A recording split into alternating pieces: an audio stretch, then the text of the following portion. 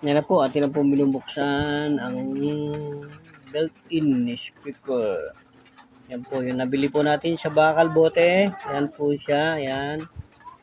Yan po, tanggalin po natin ang kanyang likod. Yan. Yan po. Hindi na babas. Yan po.